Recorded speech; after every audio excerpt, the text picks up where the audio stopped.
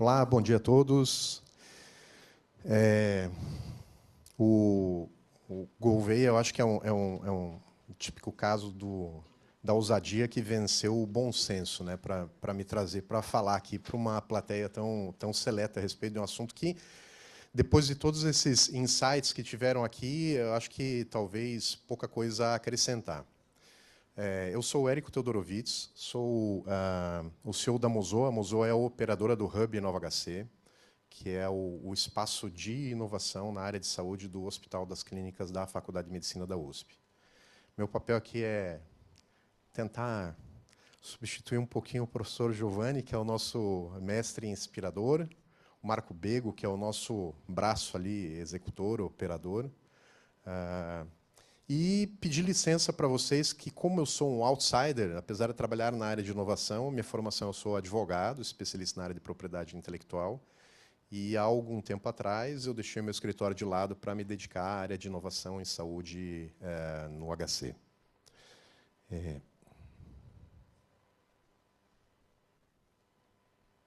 Acho que está com um delayzinho.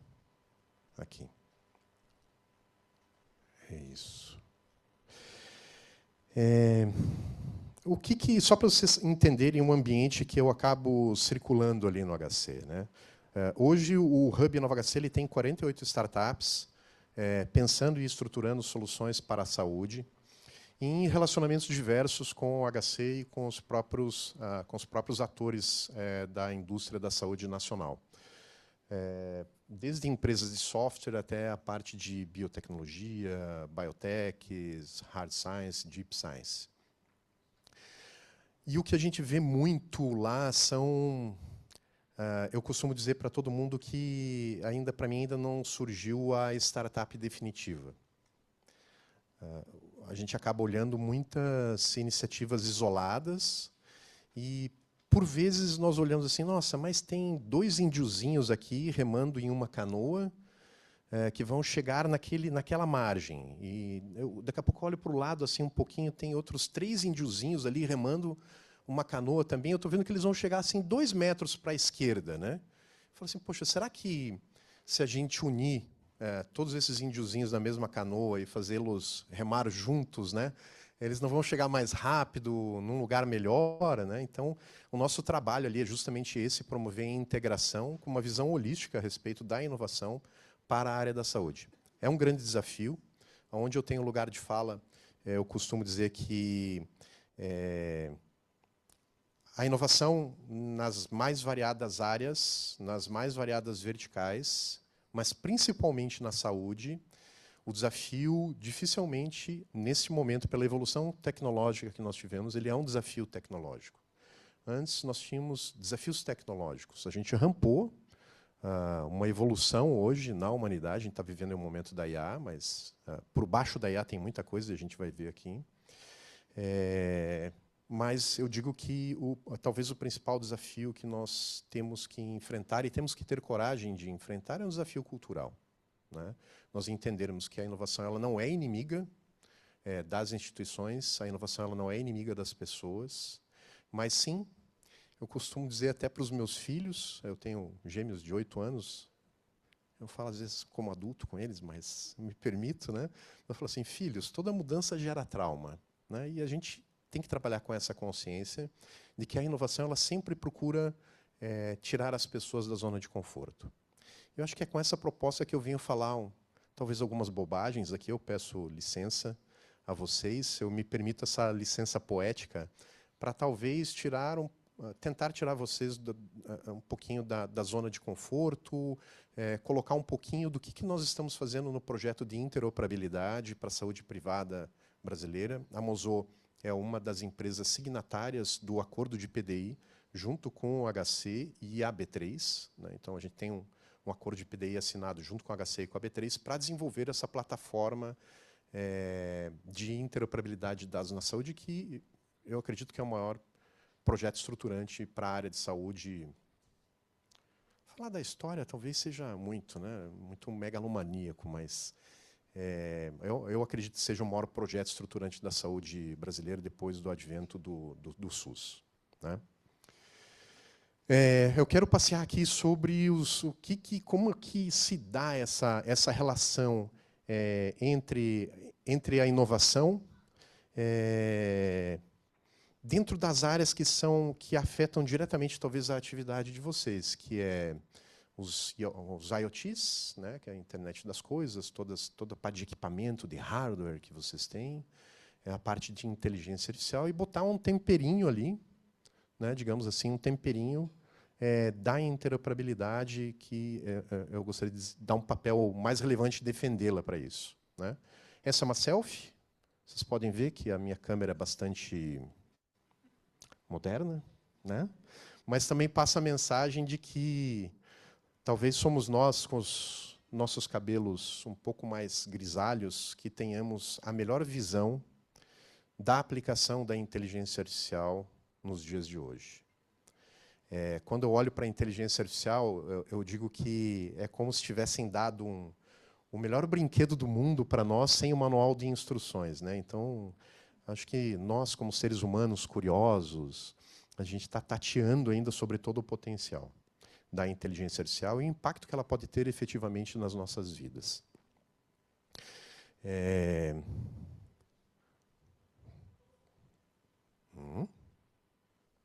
Aqui. Eu gostaria de fazer uma afirmação. E vamos trabalhar em cima dela. Vamos ver se eu consigo convencer vocês, ou pelo menos provocar uma reflexão, né? O diagnóstico do futuro ele não é apenas um exame mais preciso. Ele precisa, ele tem que ser, ele tem que caminhar, ele tem que evoluir para uma rede inteligente de cuidado, né? E aí, fazendo um paralelo sobre o que eu falei das iniciativas isoladas das startups que a gente acaba vendo no Hub e Nova HC, acho que a gente precisa olhar para a parte diagnóstica da mesma forma. A gente entende que os estudos de evolução tecnológica que possam existir no surgimento de novas tecnologias diagnósticas, novas formas de avaliar, elas precisam existir, os papers científicos são base para tudo, e a gente vai ver aqui exemplos de papers científicos de 20 anos que tiveram impactos em grandes descobertas nos nossos dias de hoje. Mas, efetivamente, precisa haver uma integração. Então, o que foi falado aqui é isso. A gente precisa, efetivamente, dar as mãos para uma missão maior, para que a saúde brasileira ela possa, efetivamente, evoluir para um cuidado mais holístico, para que a gente possa sair de uma saúde reativa para uma saúde preventiva. E aí a gente começa a trabalhar com dados, e eles têm que ter um propósito, que é auxiliar nas decisões para impactar no cuidado. Impactando o cuidado, eu vou ter um impacto social. A gente sabe o nome disso, né? É jornada do paciente. Então, é essa visão que a gente precisa ter, e aí a ferramenta que a gente vai propor aqui ao final, que é a interoperabilidade, ela serve, então, ela vai surgir como, talvez, a base para que tudo isso venha a acontecer. O problema não é apenas diagnosticar melhor, mas sim fazer o sistema agir a partir de um diagnóstico, né? Quer dizer, o valor que tem eu ir fazer um exame em um laboratório e, a partir dali, ou eu ter decisão nenhuma, ou ter uma má decisão diagnóstica, né? Detectar antes ele é importante, interpretar corretamente é essencial, mas agir no momento certo é o que vai gerar valor para o paciente, que é o destinatário final de toda essa cadeia decisória, essa cadeia de serviço que nós estamos falando. Conectar tudo isso, então, passa a ser o grande desafio, tá?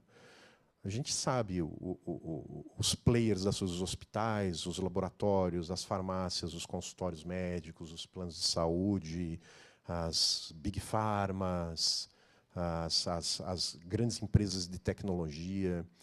Não há como a gente evoluir para uma saúde preventiva, na acepção da palavra, sem que todo esse trabalho seja feito de uma forma conjunta.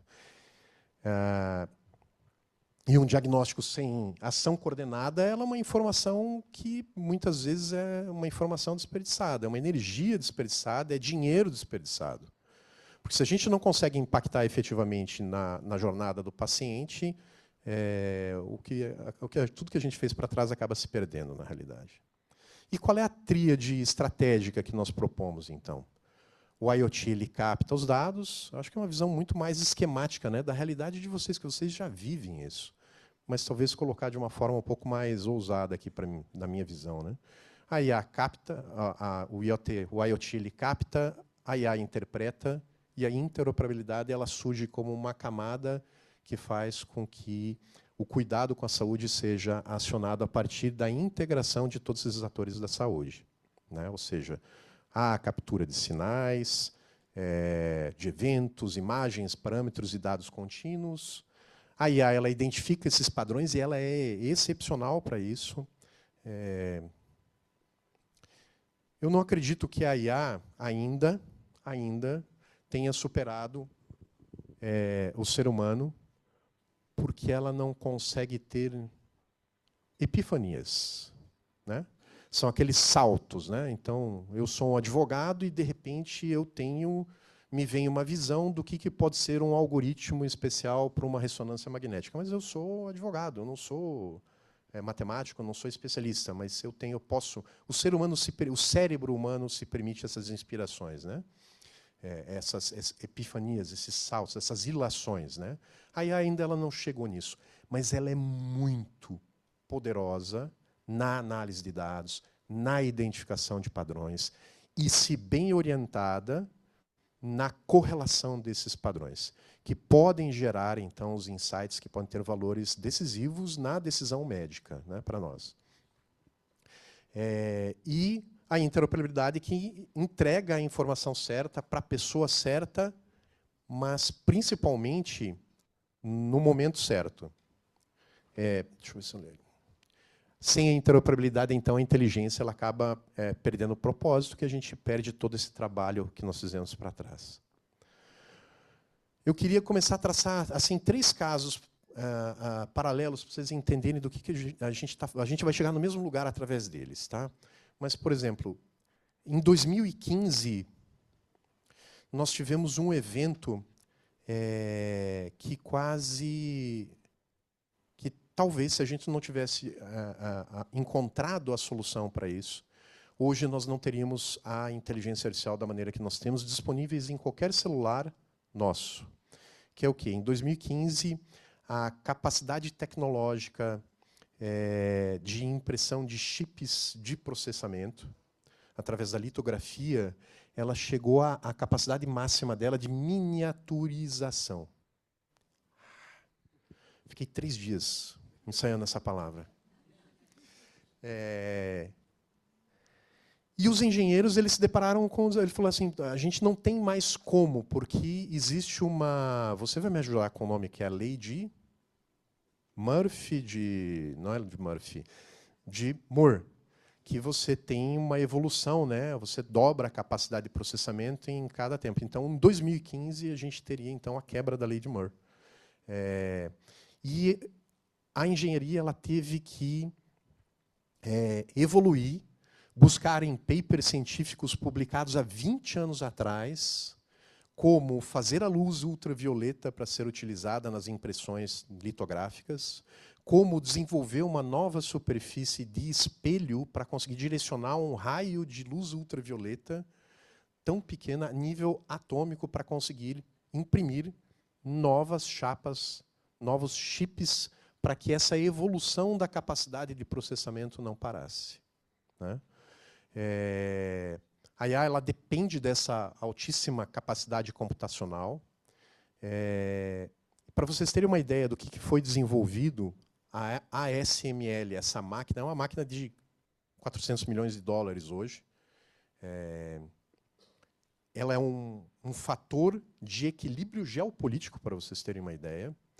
A venda dessas máquinas é algo extremamente controlado, porque significa que, quando ela vem para um país, esse país, então, ele tem capacidade de desenvolvimento de tecnologia própria de processamento de dados. Mas o sistema dela, hoje, atualmente, é um sistema de gotejamento de estanho. Eles fazem microgotas de estanho a uma velocidade de 70 mil gotas por segundo.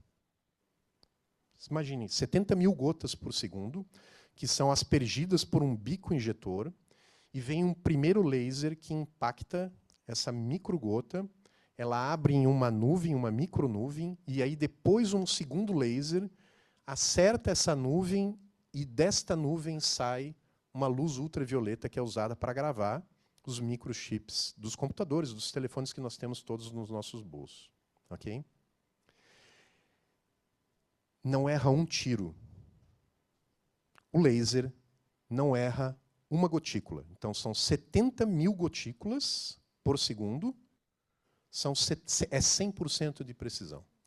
E essa luz ultravioleta, só mais um dado para vocês entenderem o nível tecnológico que a gente precisou chegar, essa luz ultravioleta que sai desse segundo impacto de laser, ela é refletida em vários espelhos, e eles tiveram que desenvolver um novo conceito de espelho para que não houvesse perda da luz ultravioleta, eles tivessem ganho em escala industrial. E é um espelho tão preciso que, se nós tivéssemos esse espelho do tamanho do estado de São Paulo, ok? Imagina um espelho do tamanho do estado de São Paulo, o maior relevo desse espelho teria 1 milímetro. Essa é a escala.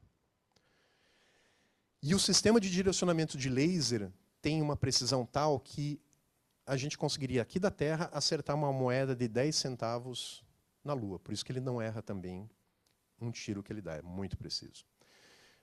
O que a gente precisa... Qual é a mensagem disso, né?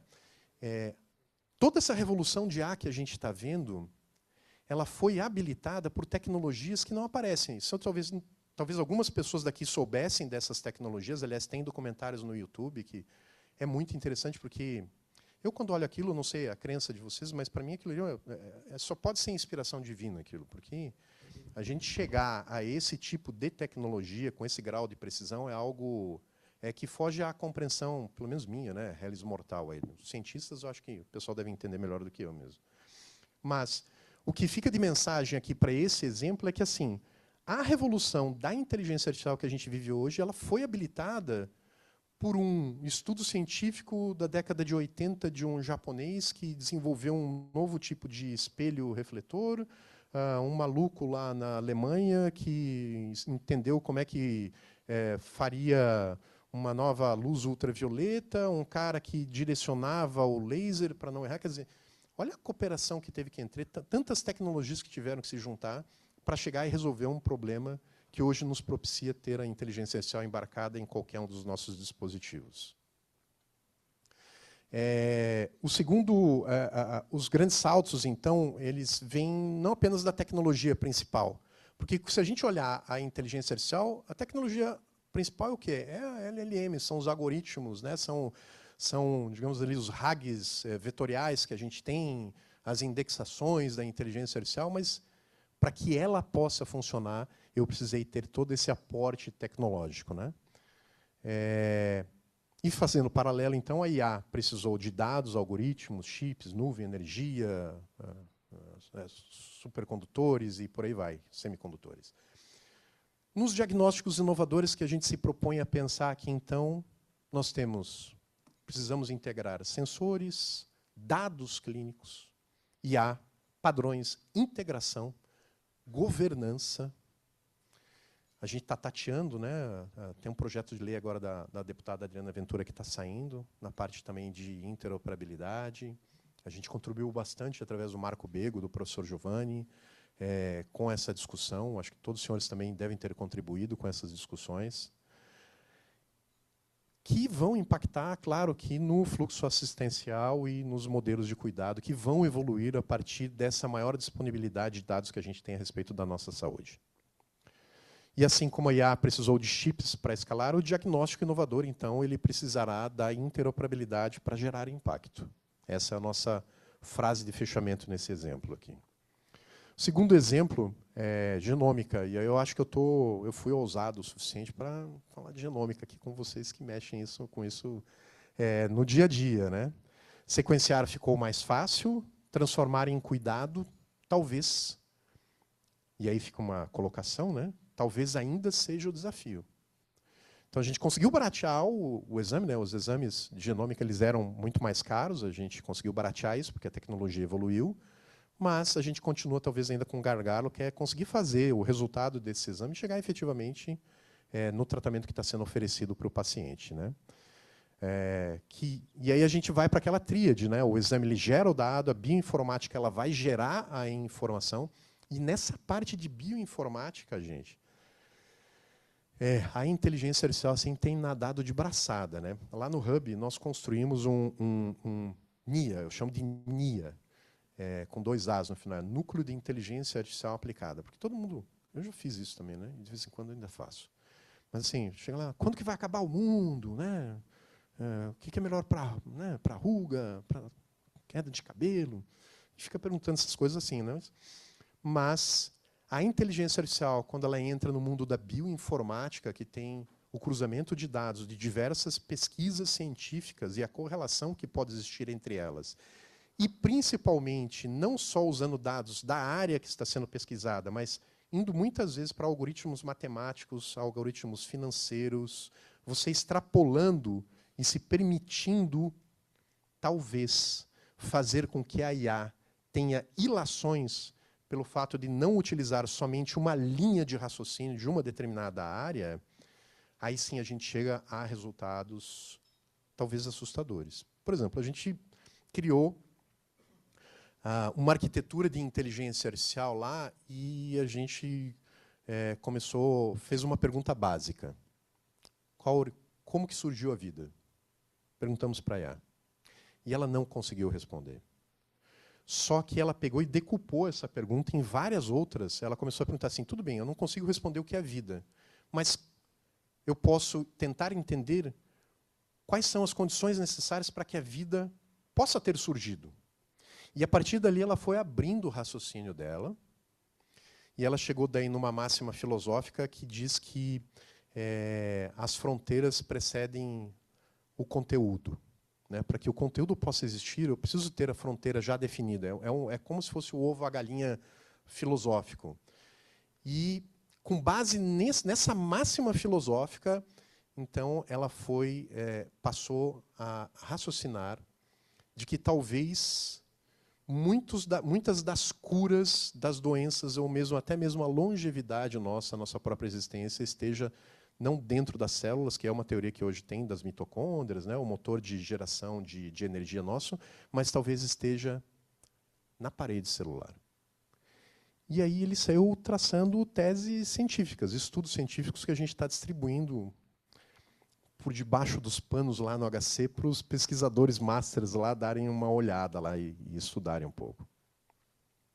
A IA ela pode apoiar a classificação e as variantes disso, porque ela identifica muito bem os padrões, e a interoperabilidade conecta o resultado ao prontuário e à decisão clínica. Mais uma vez, a interópia aparecendo.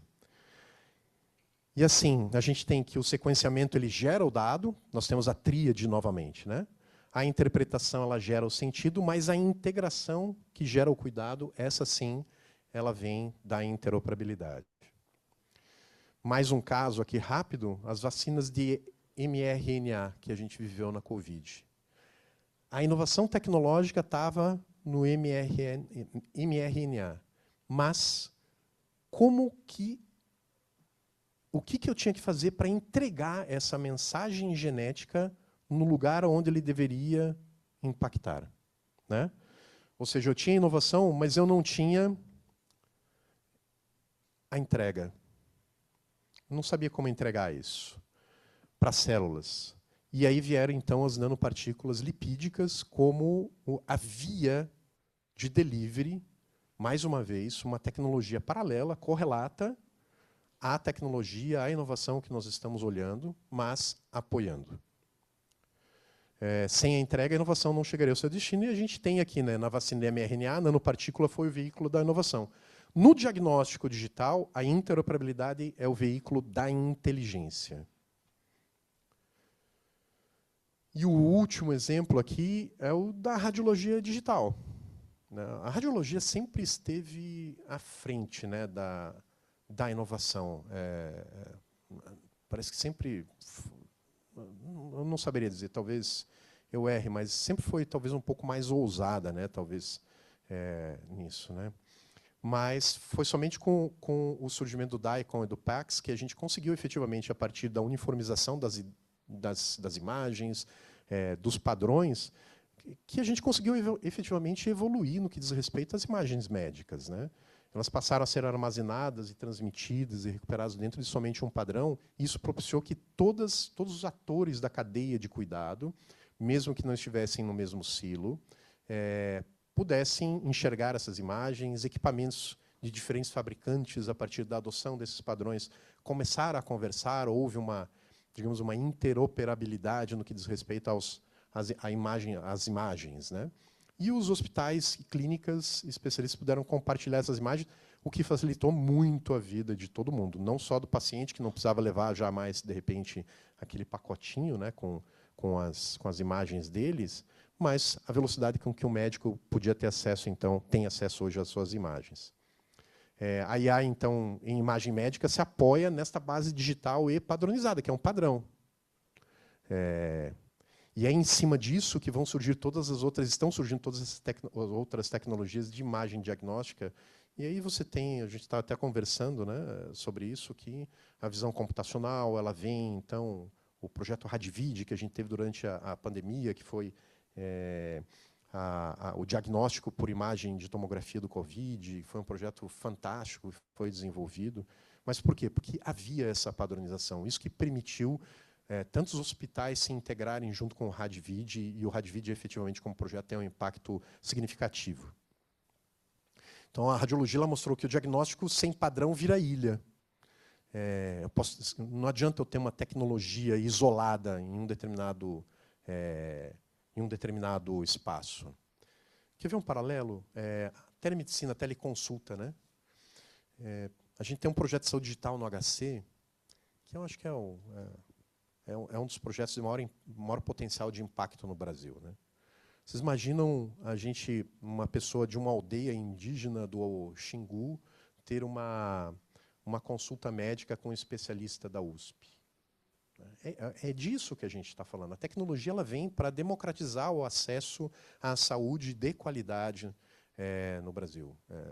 Longe de mim pensar que a saúde brasileira é como o HC.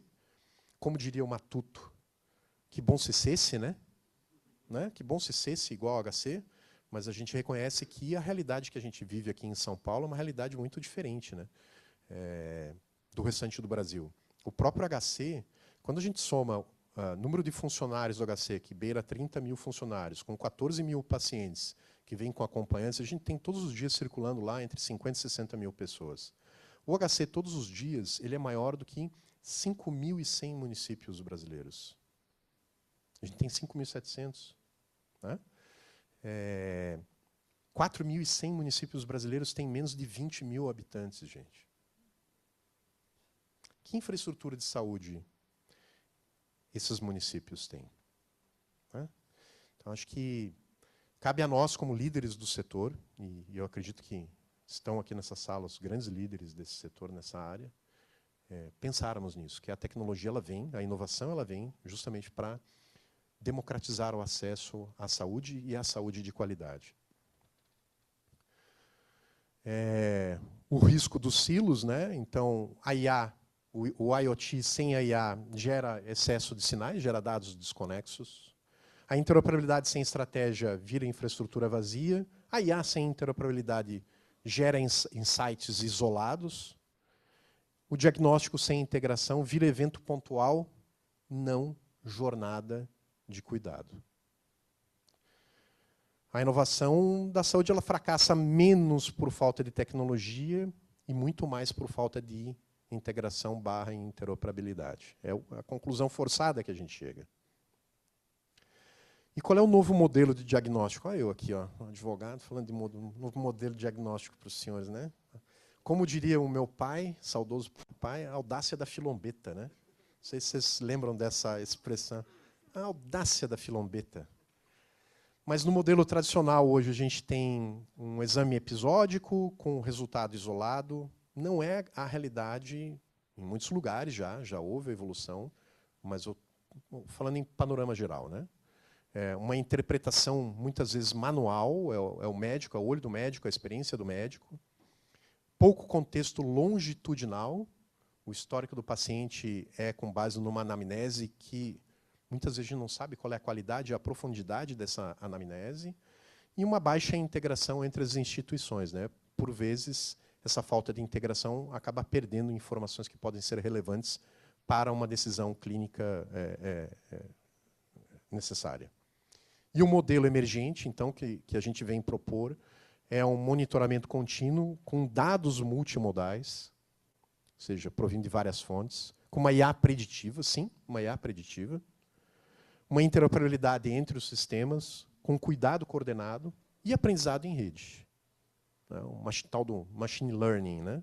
Já que a gente está dentro da consulado dos Estados Unidos, vamos falar em inglês, né?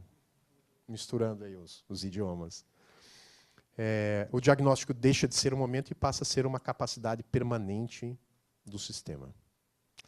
Não surgiram ainda duas startups que, na minha visão, são as startups que vão dominar. Uma startup que é uma Health Wallet, porque é por onde vão passar todas as autorizações de acesso a dados, e aí a gente tem a LGPD resolvida. E uma coisinha chamada Digital Twins. Vocês imaginam vocês terem a vida inteira de vocês de exames, de consultas, de pareceres, de anotações médicas, dentro de uma capacidade de processamento de uma inteligência artificial. É isso. Eles já fazem isso com a gente, tá? Quando a gente está falando, aqui o celular está ouvindo. Quando eu ia ter gêmeos, falei, nossa, lindinha, a gente precisa comprar berço. Pô, 20 minutos depois começou a aparecer na época, né, no Facebook. Ah, loja tal, loja tal. Você está passando. Eu falei, meu Deus do céu, ninguém mais está sozinho nesse mundo, né?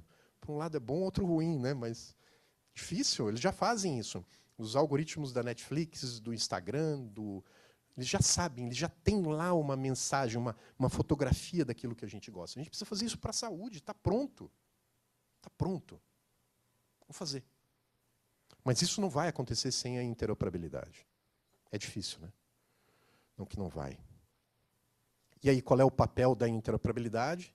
Ela permite aí a continuidade do cuidado. Acho que os benefícios aqui, todos vocês conhecem. Durante muito tempo, a interoperabilidade foi só palco. Todo mundo subia, todo mundo falava, todo mundo sabia o que tinha que fazer, como fazer, mas nada acontecia. E aí, graças aí acho que é um grande mérito do Marco Bego, ele, desde 2018 que eu converso com ele, o professor Giovanni também, a dupla, né? Desde 2018 que eu estou junto com eles e que eu ouço falar nesse projeto de interoperabilidade. Eu acredito que há 3 anos atrás a gente teve, então, digamos assim, um momento cultural, a mudança de mindset, muito por conta da pandemia. Eu acho que a gente precisa saber aproveitar, apesar de todo o sofrimento e trauma que essa pandemia deixou conosco, mas os legados da pandemia que foram digamos assim, essas barreiras, esses tabus que foram quebrados, e a gente encontrou, então, um ambiente politicamente viável para que a gente pudesse fazer. E aí o HC, então, entra como honest broker, propondo e coordenando, então, esse trabalho, convidando a Mozoia, principalmente a B3, na parte de governança de dados, para a gente fazer esse projeto. A interoperabilidade é o que transforma a inteligência local em capacidade sistêmica. Então, o diagnóstico do futuro será uma rede de inteligência de cuidado, e a gente talvez precisa mudar a pergunta, né? Então, assim, qual novo exame podemos oferecer? Talvez não seja essa a pergunta que a gente tem que responder. Talvez seja que arquitetura de inteligência diagnóstica nós queremos construir. Acho que essa é a pergunta que deve ser respondida, né? E, mais uma vez, aí, o IoT capta, a IA interpreta e a interoperabilidade aciona. E quando elas trabalham juntas, então, efetivamente, a gente tem um ganho para toda a sociedade, um impacto social que nós esperamos. Só passar, isso é um pouco do que a gente imagina como uma arquitetura, mas eu queria ir, já finalizando, falar um pouquinho do projeto que nós estamos fazendo, que é o Open Care Interoperabilidade. É um projeto que está entrando em POC agora, ele já está com a tecnologia viabilizada. E nessa primeira fase da POC, nós temos como participantes desse projeto, dessa prova de conceito de interoperabilidade, os hospitais, o HC, o Sírio-Libanês, Oswaldo Cruz, a Beneficência Portuguesa e o AC Camargo, e laboratórios Sabin, DASA e Fleury, que nós estamos construindo. Operadoras de saúde e farmácias, elas vão entrar na segunda fase da POC. Primeiro, a gente precisa viabilizar toda a parte tecnológica. E qual é o grande diferencial desta tecnologia de interoperabilidade de dados que nós estamos propondo para a saúde privada brasileira? É uma arquitetura que ela não mexe em silos de dados, em data lakes. Então, cada dado fica no lugar onde está. O que nós temos é uma rede, uma plataforma que registra os principais encontros e tokeniza esses encontros que acontecem dos pacientes dentro dos players de saúde. Okay? Então, digamos, o Érico passou lá numa consulta, o que vai para essa plataforma de interoperabilidade é que o Érico, no dia 3/6/2026, teve uma consulta no hospital tal. Ponto, para por aí. Eu não tenho o conteúdo da consulta. Eu só levo essa informação. Se o médico, daí sim, quiser ter acesso com o consentimento do paciente, então ele tem acesso ao conteúdo desse exame, dessa consulta, e por aí vai, do procedimento. Tá? E por que nós fizemos isso? Porque, mais uma vez, é uma questão, talvez uma questão de custo, eu não sei até onde. Todo mundo fala que um data lake para interoperabilidade de dados na saúde brasileira tem um custo que não pode ser sustentável. Particularmente, eu defendo o contrário. Inclusive, a proposta que eu tenho, se quiser, eu faço o data lake e eu banco. Eu pago todo o custo do data lake da saúde brasileira. Dos 220 milhões brasileiros, eu pago o custo. Pode deixar comigo que eu tomo conta.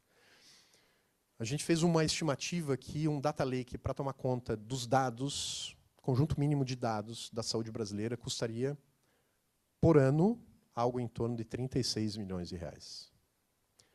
O que é muito pouco. É muito pouco. Ok? Mas talvez é uma questão de amadurecimento do projeto. A gente sabe que existem barreiras culturais que precisam ser vencidas no que diz respeito à propriedade, posse de dados, do dia a dia de cada uma das instituições que fazem parte do nosso ecossistema de saúde. Então, a gente prefere começar esse projeto deixando os dados aonde eles estão, guardando somente os encontros de maneira tokenizada, e a tecnologia ela vai lá, pega, quando for necessário, o conteúdo, traz tokenizado, sem acesso de ninguém, entrega para quem tem que entregar. Tudo isso de forma auditável, que você vai poder saber quem viu, como acessou, por que acessou, em que contexto que acessou. Não vai existir a possibilidade de alguém consultar porque quer. Tem que ter um contexto que justifique essa consulta de dados. E como diferenciais, é uma cadeia completa reunida na mesma POC, que a gente conseguiu reunir. Foi um trabalho aí, é um trabalho que está se estendendo ao longo aí de 2 anos, sob a liderança operacional do Bego e da Márcia Ogawa, com apoio da gente, do time da Mozo e mais algumas empresas de tecnologia que a gente trouxe para dentro para poder construir essa plataforma. A governança e segurança de dados, a gente vai evoluir para a governança de dados dentro de uma instituição neutra, para que ela possa, então, para que todos vocês possam dizer como que quando, por que e de que forma esses dados serão acessados através de uma convenção, e um instituto que vai tomar conta disso no futuro. E o diferencial 3, aí ao lado, é o meu papel no HC, deixar um pouquinho de lado o aspecto romântico de um projeto desse, porque ele é muito romântico, é o sonho, né, o santo grau da saúde brasileira, você tem a interoperabilidade de dados. Mas, a exemplo do que aconteceu no setor financeiro, que antes do Open Finance, o número de serviços oferecido era muito baixo. Até hoje eles não sabem, eles já quadruplicaram o número de serviços que apareceram por conta da possibilidade de troca de dados entre os bancos. tudo dentro da lei, dentro da LGPD, sem problema nenhum. Então, a gente imagina que, não obstante o projeto de interoperabilidade ser o maior projeto estruturante da saúde dos últimos anos, nós acreditamos também que é a maior oportunidade de negócio. Vocês imaginem a gente ter um barramento com os dados, tudo dentro da lei, da LGPD, e a gente ter estruturado, acima disso, a possibilidade de todas as tecnologias que a gente fala aqui, de cuidado, de jornada, poderem beber dessa fonte de uma forma legal. Então, esse é o sonho, esse é o projeto que a gente quer construir. E isso é uma grande oportunidade de negócio. Vai viabilizar um número muito maior de tecnologias que vão surgir nos próximos anos quando esse projeto estiver funcionando. Acho que é isso. Desculpe se eu falei demais, gente. Muito obrigado, viu?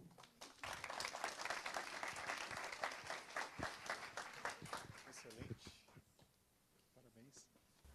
Bom, eu pediria que você ficasse um pouco aqui, chamaria o Renan também para trazer uma visão de quem está lá nos Estados Unidos. Se vocês quiserem sentar. Isso. Se vocês quiserem sentar. Isso. E, Renan, 5, 10 minutos, tá? 50 anos em 5. E aí depois a gente abre para algumas perguntas, faz um coffee rápido e nós voltamos. Mas, por favor, Renan. Obrigado, Carlos. Bom dia. Muito obrigado mais uma vez pela oportunidade.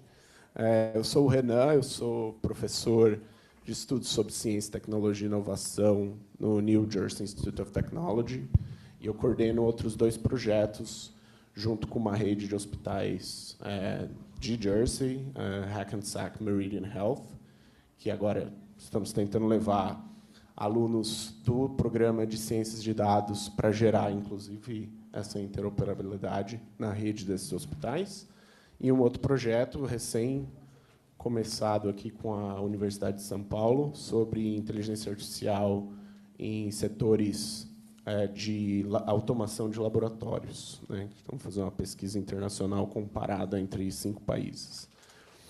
E eu queria dizer que eu fiquei muito feliz de assistir a sua apresentação, porque tem uma anedota. Quando eu cheguei em Jersey, toda vez que eu ia na área de saúde da universidade, no Medical Center, eu vi uma portinha bem assim, modesta, escrita Força Aérea Americana. E eu nunca entendi porque eu vi essa portinha. Você chegou a ver? Cheguei. Lembro. E sempre tinha uma movimentação em torno dessa portinha. Era bem uma portinha simples, mas muito dinâmica. Depois eu fui entender que, após anos de técnicas e de expansão do sistema de ciências de dados, que Jersey é conhecido por ter bastante programas de pós-graduação na área de ciências de dados, eles precisaram de uma tecnologia da aviação para conseguir coordenar a informação do sistema médico de todos os hospitais acadêmicos dos Estados Unidos, e que, para minha surpresa, isso era feito com uma tecnologia da aviação, né?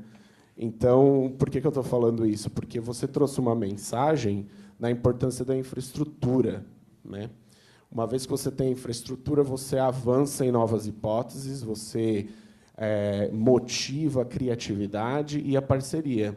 Então, para mim, é muito satisfatório ver que uma pessoa de uma instituição pública, paulista, que tem recursos do governo federal, do governo estadual, está fazendo não só essa atividade de motivar a construção dessa infraestrutura via a equipe que vocês têm no HC, no Inova HC mais especificamente, mas também de conseguir fazer essa conexão com a indústria, que nos Estados Unidos isso parece um pouco mais dado, né, como certo, mas a gente sabe que no Brasil isso ainda enfrenta alguns gargalos. Isso me faz, inclusive, lembrar que eu gosto muito de história. Eu tenho uma aula de história econômica que eu dou para os alunos, da importância que foi a adoção dos reatores nucleares para uso civil no pós-guerra, e como eles, por exemplo, viabilizaram a própria criação da radiologia, né? Então, anos depois, né, décadas, hoje a gente consegue falar de patologia digital e radiologia, diagnóstico por imagem com sistemas de dados complexos, por conta de uma iniciativa que foi feita no pós-guerra. Então, acho que essa é a mensagem que eu tiro da sua apresentação. E uma questão sobre interoperabilidade no sistema de saúde do Brasil, que eu vejo como uma vantagem comparado com outros sistemas de saúde no mundo, que é um sistema extremamente coordenado e que existem décadas também de trabalhos de coordenação dessas bases de dados, e que, quando o Carlos foi nos visitar lá em Jersey, deu para perceber que, quando falamos de base de dados do sistema de saúde brasileiro, é quando eles crescem os olhos, porque tem uma organização muito avançada, internacionalmente reconhecida. Para concluir, porque eu tenho essa missão, eu queria te fazer uma pergunta sobre o seu projeto mais recente, né, esse que você apresentou no final. Sobretudo porque eu percebi um paralelo entre os desafios dessa interoperabilidade aqui e fora, né? Porque acho que, conforme o hype da inteligência artificial vai passando, as pessoas vão colocando o pé no chão, né? Então, se você pudesse dizer assim rapidamente, só para uma questão de fechamento, o que seria estratégico do ponto de vista de uma coordenação entre a indústria e o governo brasileiro para ser implementado de maneira que a sinergia depois aconteça em torno desta iniciativa? Porque você disse que 35 milhões para implementar uma plataforma, isso em valores, em dólar também não é nada, e mesmo para a capacidade que a gente tem aqui de geração de dados é também nada, né? Então, o que seria essa infraestrutura e como você vê ela avançando mediante a tantos problemas que a gente tem aqui no Brasil? Acho que, se conseguir 3 minutos... É muito mais fazer uma observação, né? Nós tivemos o cuidado de, quando nós propomos esse projeto, nós tivemos o cuidado de não entrar na seara pública de dados, porque no Brasil já existe a RNDS, que é a Rede Nacional de Dados de Saúde, e nós percebemos que, estrategicamente, nós caminharmos para dados da saúde pública, nesse primeiro momento, talvez não fosse a melhor forma de nós agirmos. Então, por isso que, muito embora o HC seja um hospital público, né, um hospital estadual, uma autarquia estadual de regime especial, nós preferimos focar na iniciativa privada, tanto que todos os parceiros são da iniciativa privada. Mas esse projeto ele nasce já conversando com a RNDS. Então, a gente espera não depender economicamente do governo para que essa iniciativa possa ir em frente.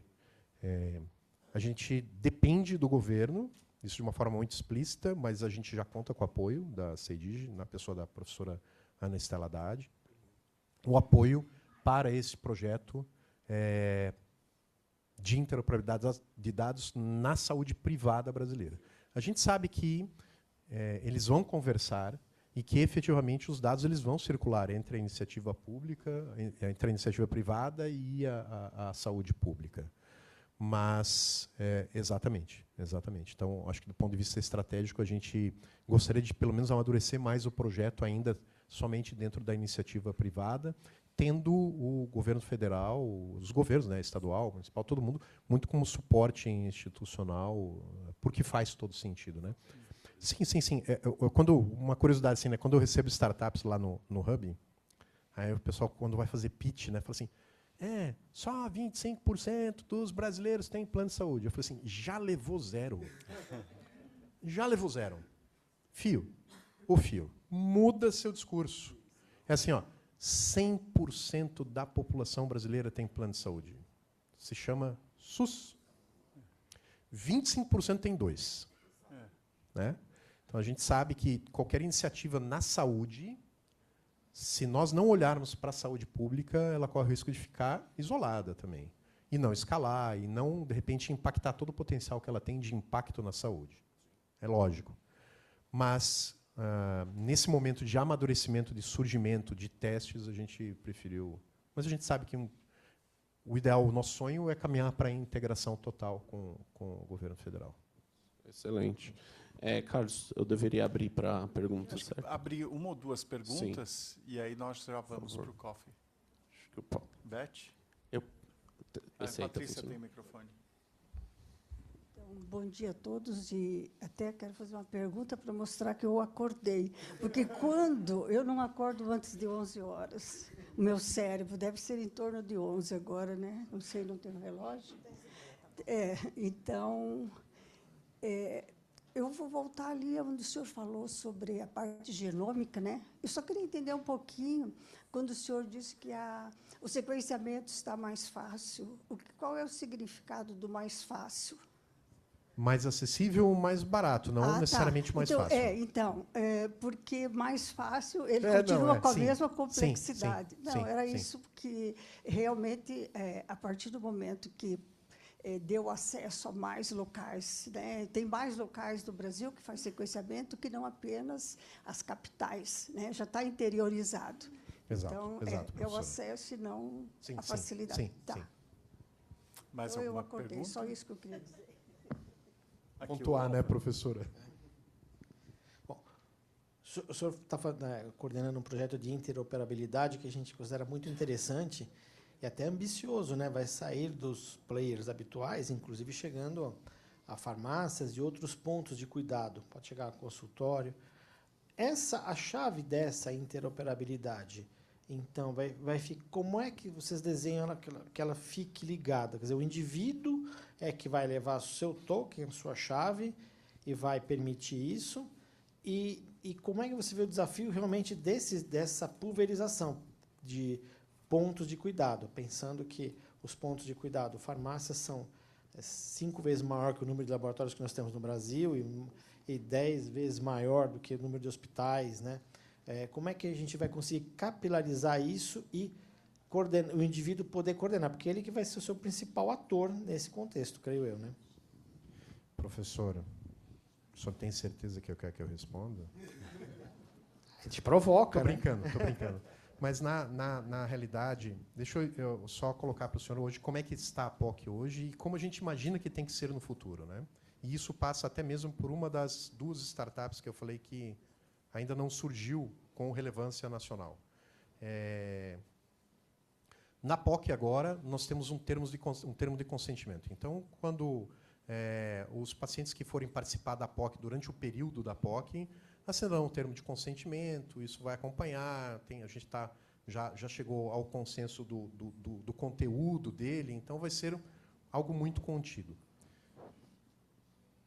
Essa tecnologia ela não vai escalar se a gente não... Essa palavra eu vou usar. Mas se nós não empoderarmos o paciente. Porque, no final da história, o dado é do paciente. Então, quando eu digo que, para mim, a startup, uma das 2 startups definitivas ainda não surgiram, é a Health Wallet que vai fazer isso. Nós termos uma tecnologia que dê a possibilidade do paciente carregar na sua mão os seus dados de saúde e, com essa tecnologia, que é uma tokenização, é um token que ele vai mandar, é um QR Code que ele vai, através que ele vai autorizar, whatever, a gente está estudando qual é a melhor maneira, mas isso tem que estar capilarizado não somente no point of care, né, no ponto de cuidado, mas isso tem que estar também, obrigatoriamente, na mão do paciente. Porque se nós dependermos dele ir no ponto de cuidado, fazer autorização sempre, eu acredito que a gente vai enfrentar uma dificuldade muito grande. E sim, a gente quer chegar a todos, porque falar de interoperabilidade, nós temos que falar sobre 100%. Né? A gente almeja, sim ousado, mas é o mesmo custo. Né? Sonhar pequeno, sonhar grande, a gente acaba gastando a mesma energia. Então, a gente quer chegar no 100%, sim. Farmácia, hoje a gente está falando em 98 mil pontos potenciais de cuidado, né? Enquanto laboratórios, a gente está falando aí de, sei lá, 5, 6 mil pontos de cuidado. Mas, sim, a gente vai passar por essa tecnologia que, na minha visão, é uma Health Wallet. Como ente autorizador ali, portabilidade de dados. Né? Ele está na mão dele. Ele vai portar esses dados. Okay? Bom, queria agradecer ao Érico mais uma vez pela apresentação. Queria dizer que agora temos o coffee break. e todo mundo pode chegar no Érico, porque ele está aqui cheio de ideias para implementar. Cheio de sonhos também. Obrigado.